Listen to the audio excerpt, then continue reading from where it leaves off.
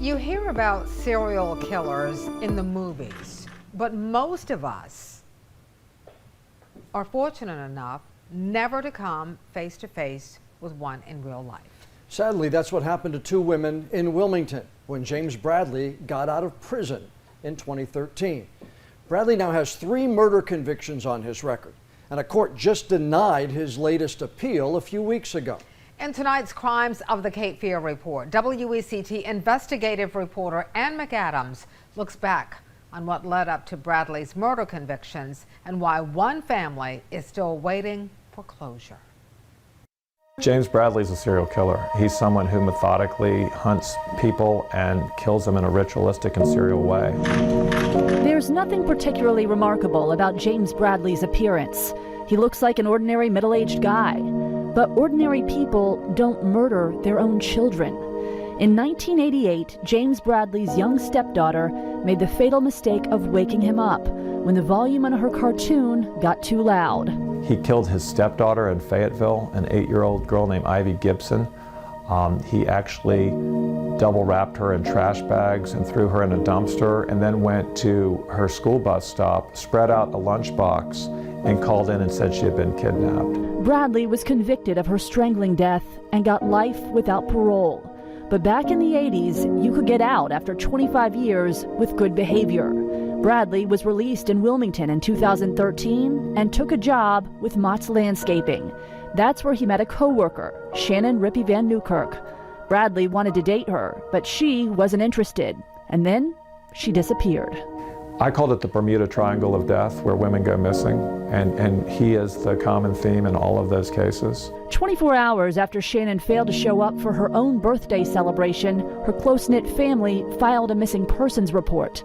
Police started looking into her phone records. When we read those phone records, there were some alarming things. There was one phone that we were particularly interested in, a number that we hadn't recognized before, that had called her 17 times in the 3 days leading up to her disappearance and stopped immediately at the time she went missing. That phone number belonged to James Bradley. He told detectives he'd seen Shannon a couple of days before she went missing, but didn't know anything else. His story fell apart when police found the two of them together on surveillance video just before Shannon disappeared. With a prime suspect coming into focus, crews began to search areas Bradley frequented for his landscaping job. 3 weeks later, they made a grim discovery in a field in Hampstead. In a shallow grave, double wrapped in trash bags, just like Ivy Gibson had been, there was the decomposing body of a woman who authorities, of course, believed was Shannon Rippy Van Newkirk. Bradley was arrested for Shannon's murder, but investigators were in for a huge surprise. Within 24 hours of the first appearance, I get a call from Chief Ralph Evangelos at the Wilmington Police Department. "Ben, are you sitting down?" "Yes." He said, "My lead detective is at the autopsy right now. It's not her." "What do you mean it's not her?" "We have another victim." The news shocked investigators, so you can only imagine the wave of emotions for Shannon's family. The detective called me and told me to pull off the road, and then told me my mother and my aunt at that exact time were going to make funeral arrangements.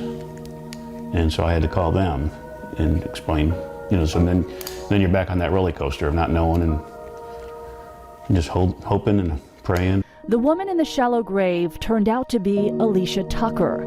She disappeared 7 months earlier after getting into a sexual relationship with Bradley to help support her drug habit. And so now I want you to consider what we had. We had a body without a murder charge and a murder charge without a body. Despite significant challenges, prosecutors convinced a jury Bradley had murdered Shannon Rippy Van Newkirk.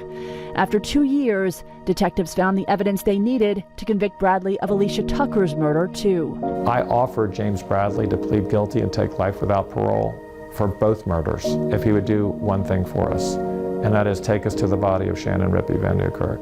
And he refused. And that's because that was the one thing he still had power over people on the outside to cause them misery and grief. And that's evil.